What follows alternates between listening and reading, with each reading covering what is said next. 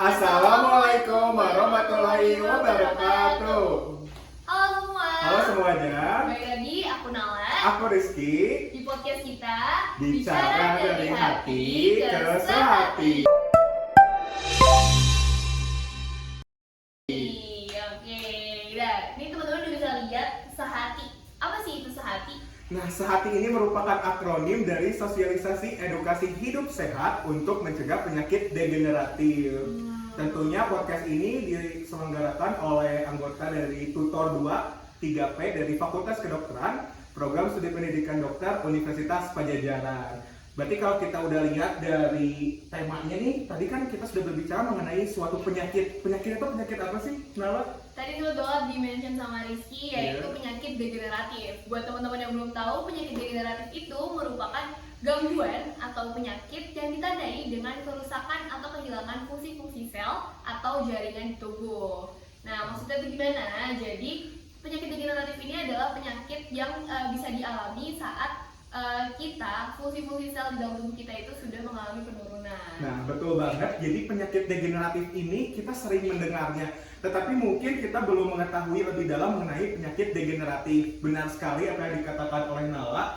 Jadi penyakit degeneratif ini merupakan suatu penyakit yang disebabkan karena adanya gangguan ataupun penurunan fungsi dari sel-sel tubuh kita yang akhirnya berdampak kepada organ tubuh. Kalau kita berbicara organ, apalagi sistem organ, artinya degeneratif ini mengganggu organ tubuh kita dari mulai atas kepala nih, dari mulai ujung rambut hingga ujung kaki kita gitu. Nah, mungkin sebelum kita membahas lebih dalam mengenai penyakit degeneratif, kita harus mengetahui dulu nih faktor risiko dan juga orang-orang yang berisiko terkena penyakit degeneratif itu siapa aja sih? Ataupun apa aja sih faktor risikonya, Nala? Oke, jadi faktor resiko dari penyakit degeneratif itu juga cukup beragam. Yang pertama, yang paling umum yaitu usia kita yang semakin tua gitu. Nah, ya, jadi perlu kita ketahui selalu gitu ya bahwa proses penuaan atau aging in body ini ternyata terjadinya itu secara kontinu dan juga berprogresif, artinya berkelanjutan dari mulai proses pembuahan hingga kita beranjak dewasa dan juga kita menjadi tua gitu, menjadi umur lansia atau elderly. Artinya apa? Artinya saat ini pun meskipun kita masih muda, itu kita sudah mulai terjadi proses penuaan seperti itu. Kalau kita lihat dari yang pertama tadi apa nih, Nala? Usia lebih dahulu ya. Nah, kenapa sih usia itu berpengaruh, Nala? Usia itu juga berpengaruh karena kayak kita makin tua, tentu fungsi-fungsi dari sel atau jaringan di tubuh kita itu juga mengalami penurunan. Makanya dan itu juga nggak bisa dihindarin karena memang kita akan mengalami penuaan. Tidak bisa dihindari dan maksudnya tidak bisa kita cegah juga karena sama-sama kita bakalan jadi orang tua gitu ya. Jadi kalau kita ingin masuk ke usia senja, tentunya kita ingin kualitas hidup kita ini semakin sehat dan juga tetap stabil. Tetapi yang namanya proses penuaan dalam hal usia itu tidak bisa kita hindari gitu ya. Nah, mungkin ada hal-hal lain tidak yang memang menyebabkan penyakit degeneratif ini muncul pada suatu individu nih. Nah, kalau misalkan usia itu kan tadi kita udah gak bisa hindarin kan karena kita akan semakin tua. Tapi ada juga faktor-faktor yang bisa kita hindari nih sebenarnya. Wah, apa tuh faktor itu? Pertama dari yang jelas banget pola hidup kita sendiri. Nah, contohnya yang paling sering tiap hari kita lakuin dan mungkin gak sering gak kita perhatiin, pola makan kita. Pola makan. Kalau misalnya kita berbicara mengenai pola makan, betul banget itu termasuk ke dalam pola hidup dan juga faktor lingkungan yang emang dipengaruhi oleh suatu individu. Artinya meskipun riwayat penyakit, faktor genetik tidak dapat dihindari, tetapi tadi pola hidup ini dapat kita atur gitu ya. Contohnya gimana sih pola hidup yang baik itu? Oke, jadi kalau misalnya tadi pola makan kita contohnya yang paling kecil itu kalau buruk itu juga bisa memperparah resiko kita untuk mengalami penyakit degeneratif di usia kita nanti saat kita sudah mengalami sudah kita menjalani usia lanjut gitu. Nah, jadi kita bisa memperhatikan banget dari menjaga pola makan. Terus habis itu selain itu juga kita bisa mulai sering olahraga karena kurang olahraga dan kebiasaan merokok itu juga merupakan salah satu faktor resiko dari penyakit degeneratif itu sendiri. Nah, ini menarik sekali nih. Kalau misalnya kita sekarang masih usia muda, makan makanan yang sembarangan, gorengan yang mengandung kolesterol tinggi, mungkin dampaknya tidak akan dirasakan sekarang, tapi kita kan tidak tahu 5 tahun kemudian bagaimana, 10 tahun kemudian bagaimana. Apalagi seorang yang merokok, mengonsumsi alkohol gitu ya, itu juga sangat merupakan faktor risiko utama lah dari penyakit degeneratif. kalau misalnya kita bicara makanan, emang makanan yang bagus itu makanan yang mengandung apa sih, Nala? Oke, jadi kalau misalkan makanan-makanan yang bisa kita konsumsi untuk mencegah penyakit degeneratif itu sendiri, itu tentunya yang seimbang gizinya, banyak vitamin, kemudian mineral, dan juga penting banget kayak serat. Perlu diperhatiin banget. Berarti antara ini ya, sayur-sayuran, buah-buahan, tapi nanti mungkin kita akan bahas lebih lanjut mengenai hal tersebut ya. Nah, kira-kira ada hal lainnya nggak yang menjadi faktor risiko gitu?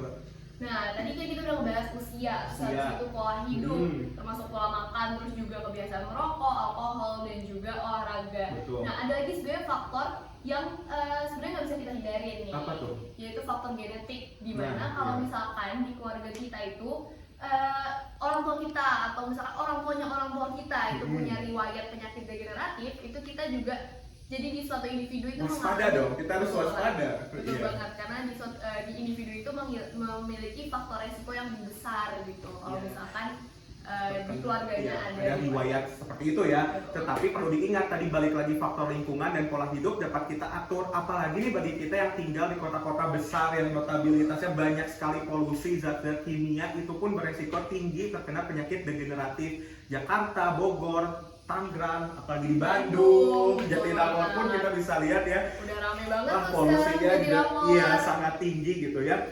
Tapi Nala, ngomong-ngomong kita berbicara mengenai penyakit degeneratif, faktor risiko dari penyakit degeneratif itu sangat kompleks dan bersifat multifaktoral. Kenapa? Karena faktor risikonya itu tergantung dengan penyakit apa yang sedang kita bicarakan. Contoh, dalam sistem saraf itu terdapat yang namanya neurodegeneratif. Contoh penyakitnya adalah penyakit Alzheimer. Faktor risikonya adalah yang pertama genetik, yang kedua adalah lanjut usia, yang ketiga adalah riwayat keluarga.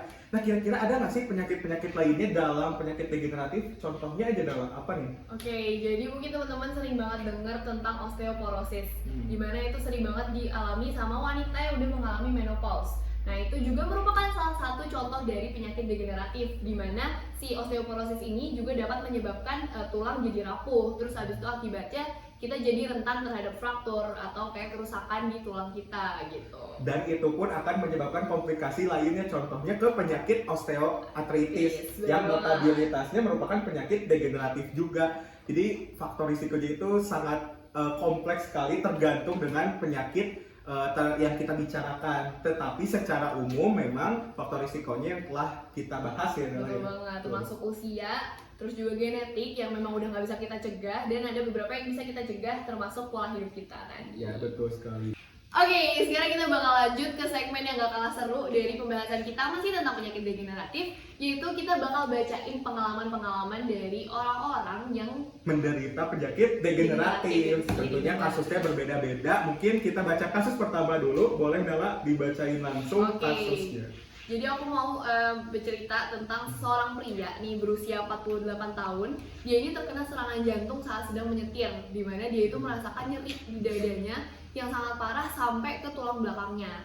Nah, tapi beruntungnya sih Niki, si pria ini masih bisa menyetir ke klinik terdekat. Nah, saat dia udah konsultasi di klinik terdekat itu, akhirnya ketahuan nih kalau misalkan serangan jantung yang dia alami itu, gejala serangan jantung yang dia alami saat menyetir itu merupakan salah satu komplikasi dari penyakit jantung koroner yang emang dia udah milikin sebelumnya.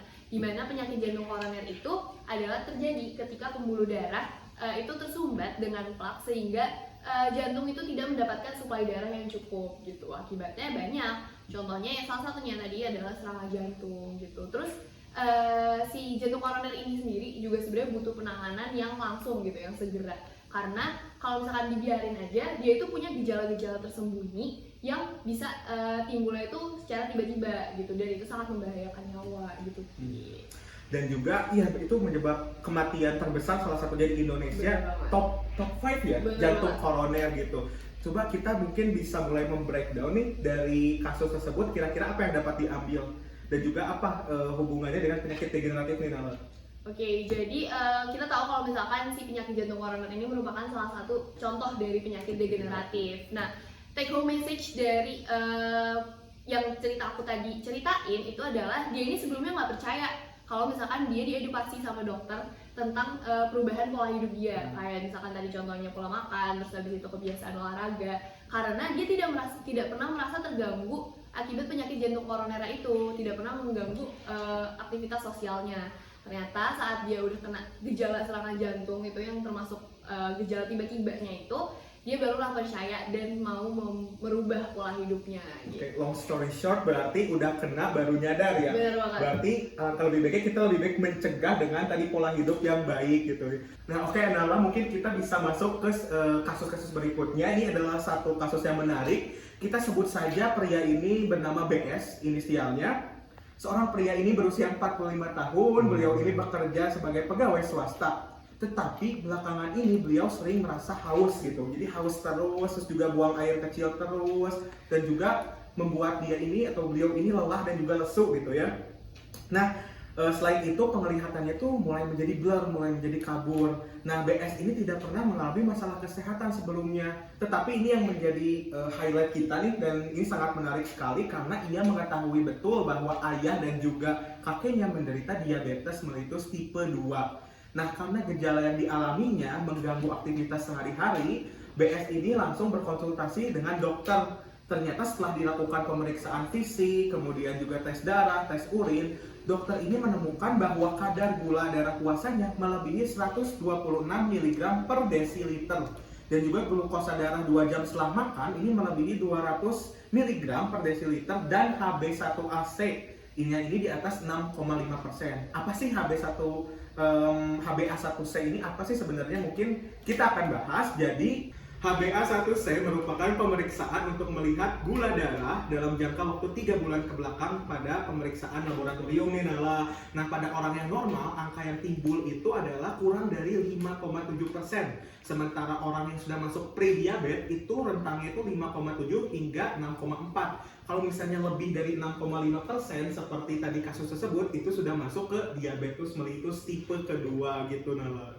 Nah, betul sekali nih, berdasarkan hasil tes tersebut dalam kasus tadi, ternyata dokter ini mendiagnosis bahwa BS ini mengalami diabetes tipe 2. Jadinya faktor genetik ditambah gaya hidup yang tidak sehat ini merupakan penyebab utama dari diabetes tersebut. Dan juga dokter menyarankan agar Budi ini mengubah pola makan dan juga rutin berolahraga dan memberikan obat-obatan untuk mengendalikan kadar gula dalam darahnya. Dan juga dokter ini akan melakukan monitoring secara rutin ya, Nala, kalau udah mengalami diabetes gitu.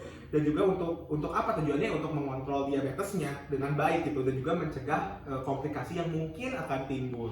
Nah, udah ada beberapa penanya yang masuk ke question box kita, yaitu dari Ananta Moni, terus ada dari @Budi Setiawan Yusuf, dan juga dari @Isan Basari IG3 gitu. Nah, dari ketiga penanya kita ini tuh menjurus ke satu pertanyaan yang bisa banget kita bahas hari ini, yaitu gimana cara mencegah atau mengurangi resiko terkena penyakit degeneratif, terutama jika saya atau kita udah memiliki riwayat keluarga yang menderita penyakit tersebut. Nah, berarti langkah yang pertama jangan menyepelekan gitu ya. Yang namanya kalau misalnya udah ada riwayat maupun belum punya riwayat, itu sama-sama berpotensi dan juga beresiko. Yang pertama ini mungkin Hana dapat mengubah pola makan tadi ya, agar menjadi lebih sehat, seimbang dengan mengonsumsi kayak serat, vitamin, dan juga mineral. Kemudian apa lagi nih? Nala, ada lagi nggak sih yang lainnya? Nah, kalau misalkan ini terutama dia udah punya riwayat dari keluarganya, berarti kayak lebih harus diperhatikan lagi pola hidupnya, termasuk melakukan olahraga secara teratur. Gitu. Terus habis itu menghindari merokok dan juga mengkonsumsi alkohol, itu udah harus dihindari banget. Walaupun usia kita masih muda gitu. Terus habis itu penting juga untuk melakukan pemeriksaan kesehatan secara rutin. Iya, dan juga kalau misalnya ketahuan dari diagnosis itu kan dapat diberikan penanganan medis sedini mungkin secara tepat oleh dokter yang profesional.